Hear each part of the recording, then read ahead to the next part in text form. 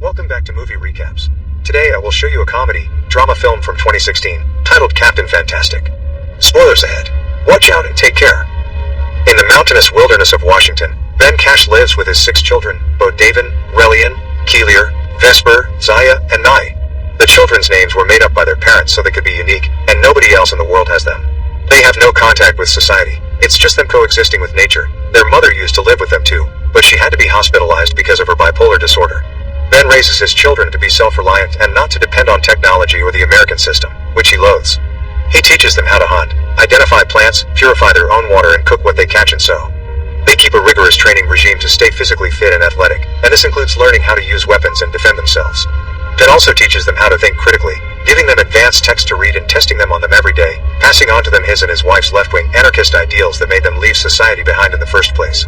No matter how gruesome or complicated their questions are, Ben doesn't keep anything from his children, not even the youngest ones, and explains concepts like death and abuse to them without sparing any details.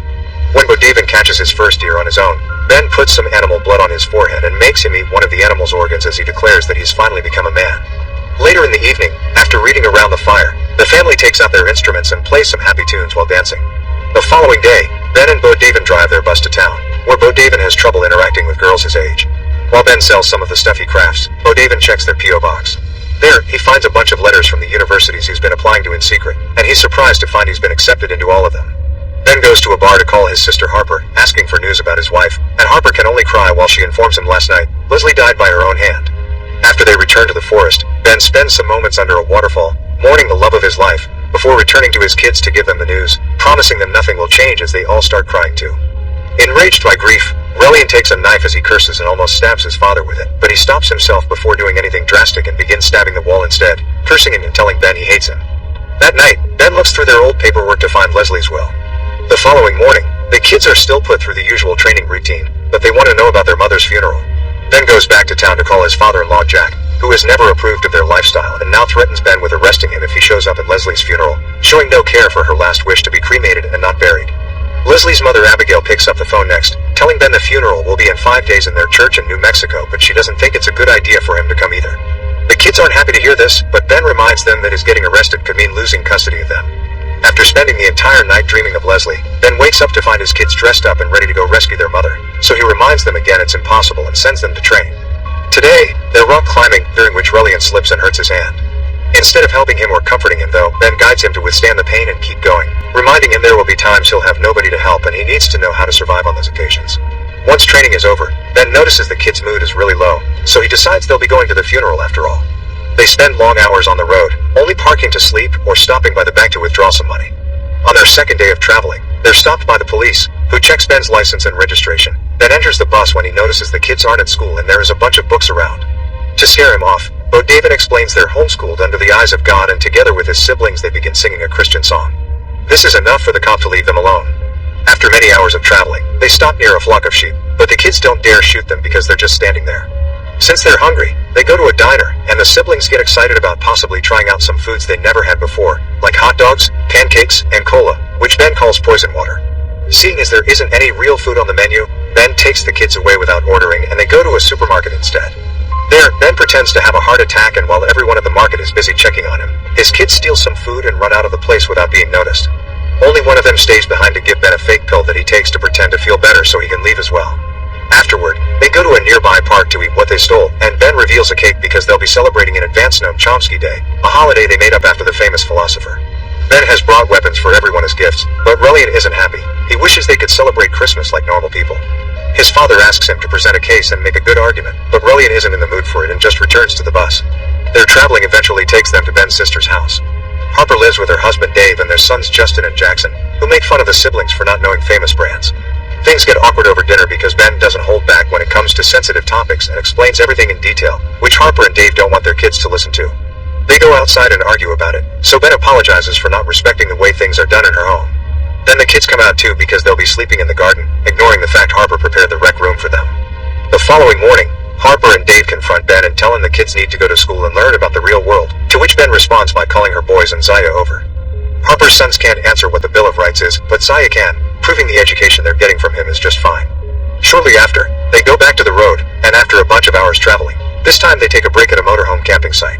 There, Bo David meets a girl his age called Claire, who thinks he's a little weird but enjoys talking to him anyway. Bo David tells him they're from Paris, that his dad is writing a book, and his mom works on some classified stuff for the government, but he fails to understand many cultural references she makes.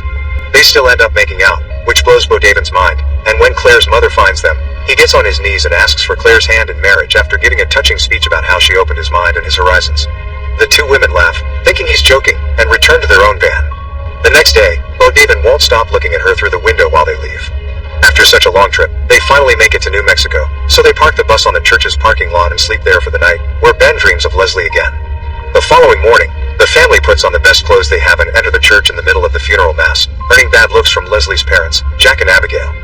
When the priest reaches the part of his speech where he names Leslie's husband and kids, Ben takes the chance to interrupt him and give a speech of his own.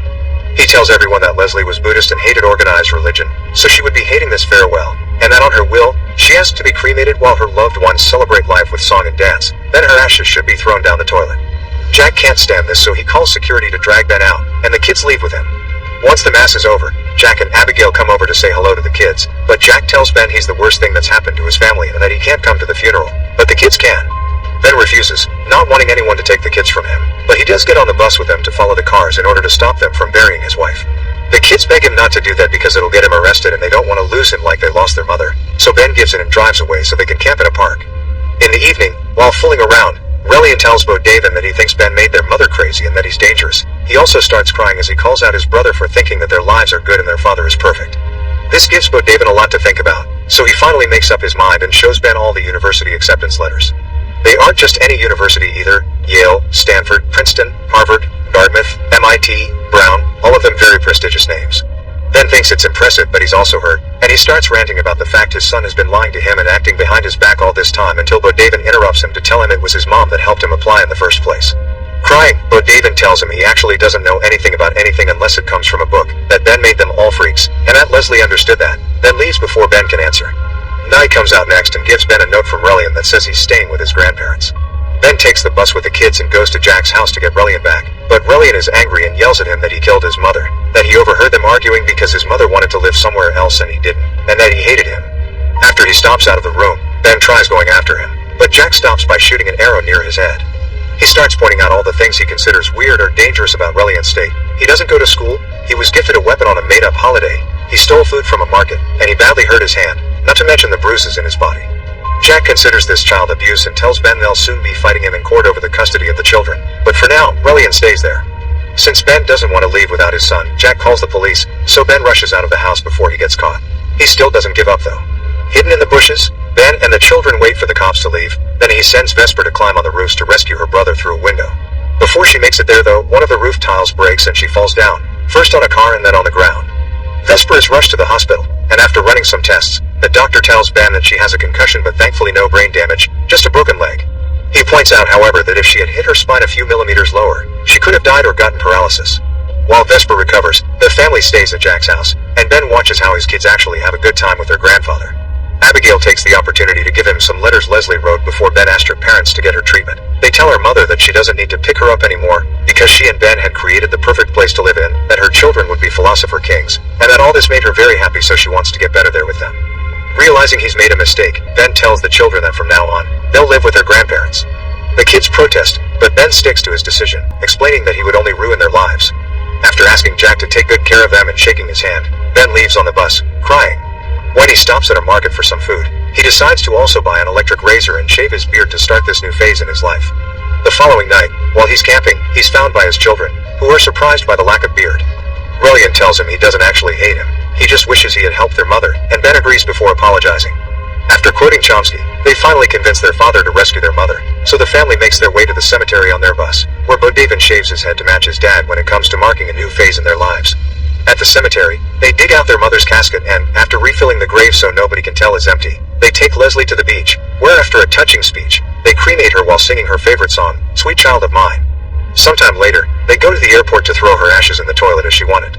Then they say their goodbyes to Bo David, who is flying abroad to see the world. From then on, Ben and his kids start living in a little house in town. He still teaches them how to coexist with nature, but he also allows them to go to school, finding a perfect middle point between his ideologies and their well-being. Make sure to subscribe and turn on notifications so you can watch more videos like this. Thanks for watching.